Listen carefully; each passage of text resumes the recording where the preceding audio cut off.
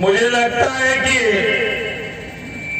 मंदाने जगदीश भाई पांडोर का और हमारा ये आदिवासी कारवे का जो जंग से लाभ आया है, ऐसा लगता है कि उनके गले से आवाज नहीं निकल रही है। थोड़ा जोर से बोलेंगे तो हमारे स्वर की ताला को भी कहीं पर भी विराजमान है तो उनको लगे कि हमारे आदिवासी कारवा वास्तव में दहाड़ने में तेज है। जय जोहर का नारा है, देश हमारा है। जय जोहर का नारा है, भारत देश हमारा है। एक तीर एक कमान, आदिवासी एक समान। एक तीर एक कमान। आदिवासी एक समान। राणा पूजा के पावन धरा पर दूर दूर से पधारे हुए हमारे गांवों के मुखी मुदवीर साथ ही हमारी माताएं बहनें और नन्हे मुन्ने बालक बालिकाएं, आप सभी को और साथ ही मेरे प्रिय दोस्त स्वर्गीय जगदीश जी पांडोर को भी जोहर नमन अर्पित करता हूं। आज हम इस जगह पर इकट्ठे क्यों हुए हैं? हमें इस कोंडला ग्राउंड में इकट्ठा होने के पीछे क्या कारण है और हर वर्ष की भांति क्यों यहां पर इकट्ठे होते हैं? देखिए, यूएनओ के द्वारा 1982 में विश्व आदिवासी दिवस घोषित कर दिया गया था और भारत सरकार ने हमारे भारत में 1994 में विश्व आदिवासी घोषित करा, लेकिन बारी बारी से कोई भी सरकार रही हो, लेकिन विश्व आदिवासी दिवस के बारे में इन लोगों ने हमें कहीं न कहीं अंधेरे में रखा। कुछ हमारे पढ़े लिखे जवान, वडील, मुद्रीर, इन सभी भाइयों को पता चला तो कहीं न कहीं सरकार पे प्रेशर डाला, तो धीरे धीरे सरकार ने हमारा ये विश्व आदिवासी दिवस था, इसको मनाने की अनुमति दी। सिर्फ अनुमति दी, राष्ट्रीय अवकाश घोषित नहीं करा। लेकिन वर्तमान में राज्य अवकाश जरूर घोषित कर रहा है। मैं चाहता हूं कि पूरे भील प्रदेश के लोगों को कहना चाहता हूं कि हर त्योहार धूमधाम से मनाया जाता है। 15 अगस्त हो या 26 जनवरी, वो त्योहार भी धूमधाम से मनाए जाते हैं। तो क्यों ना विश्व आदिवासी जो दिवस है, ये जो विश्व आदिवासी दिवस है, ये भारत के मूल मालिक का आदिवासी विश्व दिवस है। आज मैं आपके सामने छोटी सी बात रखूंगा कि 5वीं अनुसूची के बारे में कहा गया है आदिवासियों के लिए कि 5वीं अनुसूची आदिवासियों के लिए संजीवनी बूटी के समान है। लेकिन 5वीं अनुसूची के बारे में कई हमारे वक्ता हैं, कई पढ़े लिखे नौकरी में भी चले गए हैं, बड़े बड़े विभागों में चले गए हैं, लेकिन जहां तक उनको भी पता नहीं है।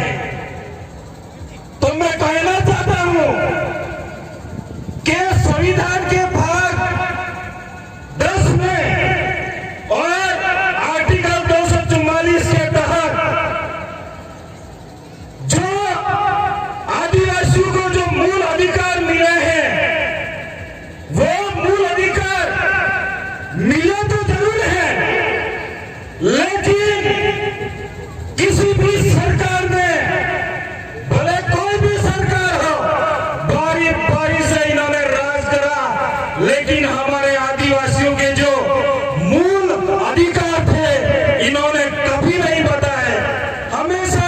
इन्होंने कागजों में दबा के रखा।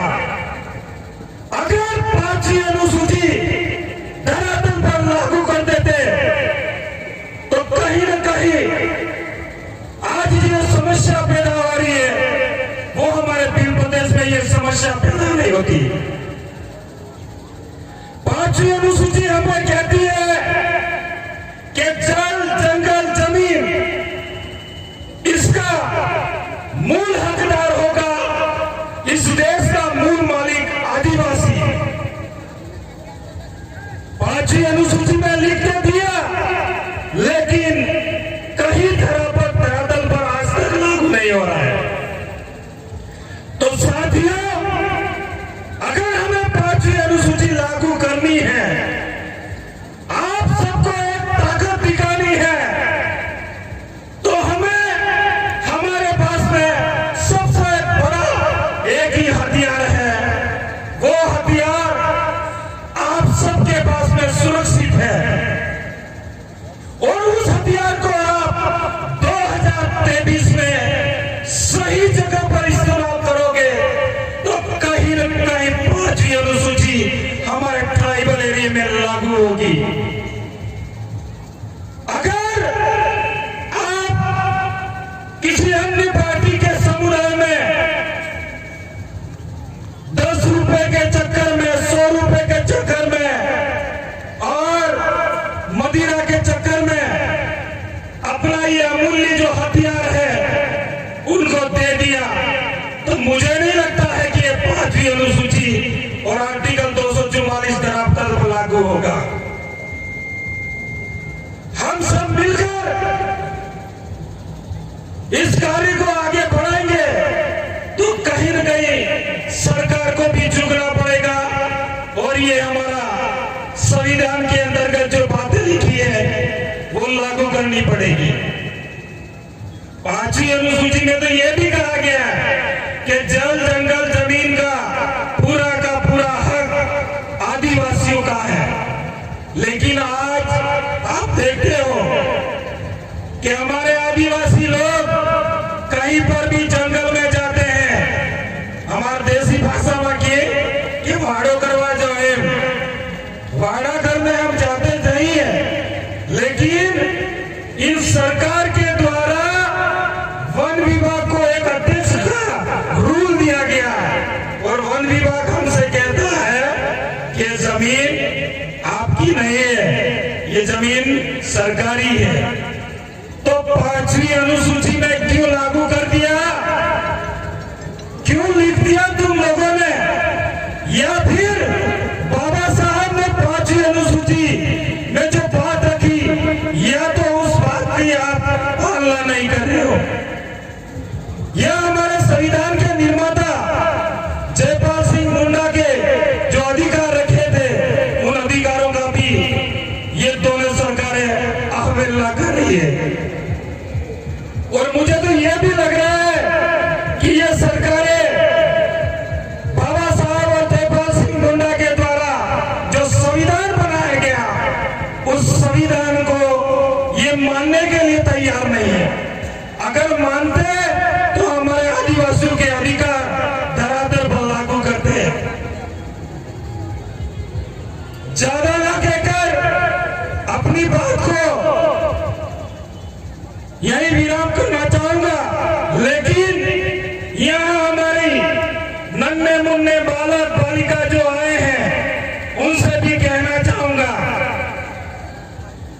कि जब तक अगर आप लोग पढ़ोगे लिखोगे नहीं तब तक अपने अधिकारों के लिए लड़ नहीं सकते हो।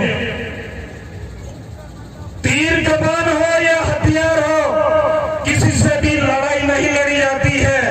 अगर लड़ाई लड़ी जाती है तो कलम के माध्यम से लड़ी जाती है। कलम में इतनी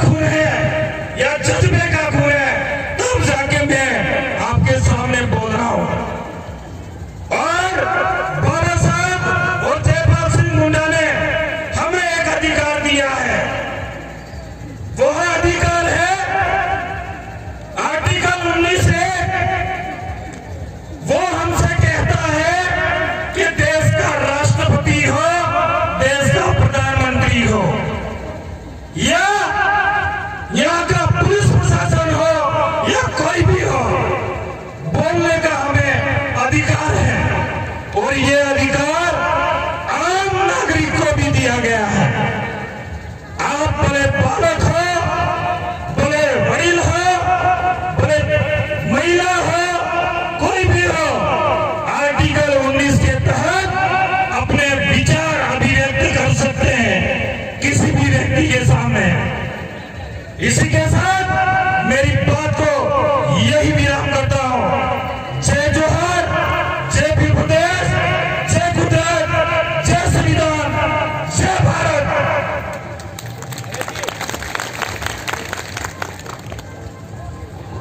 जमीन का नारा देने वाला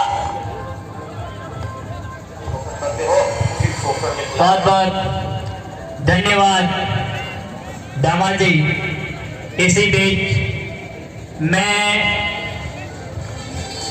हमारे इस कार्यक्रम में शरीक होने के लिए हमारे समाज के विभिन्न कर्मचारी, अधिकारी, जनप्रतिनिधि आए हुए हैं, तो उनसे मैं निवेदन करूंगा कि आप हमारे आगे की